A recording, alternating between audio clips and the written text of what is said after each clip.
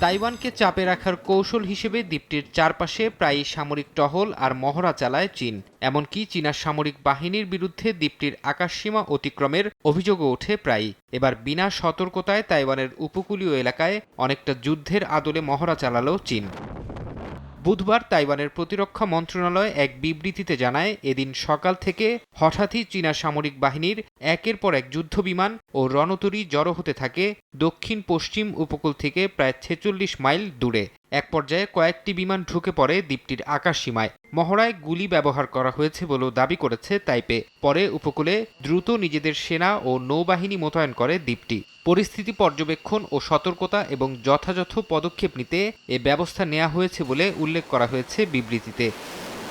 বেইজিংয়ের এমন পদক্ষেপ আন্তর্জাতিক ফ্লাইট ও জাহাজের নিরাপত্তাকে হুমকির মুখে ফেলবে মন্তব্য করে তীব্র নিন্দা জানিয়েছে তাইওয়ান। একই সঙ্গে এই ঘটনাকে আঞ্চলিক নিরাপত্তা ও স্থিতিশীলতার প্রতি সুস্পষ্ট উস্কানি হিসেবেও আখ্যা দিয়েছে দ্বীপটি। তবে মহড়ার বিষয় নিয়ে মুখ খোলেনি চীন। অর্ধেক পাউডারে দ্বিগুণ উজ্জ্বলতা, নতুন রিন অ্যাডভান্সড অর্ধেক পাউডারে দ্বিগুণ উজ্জ্বলতা।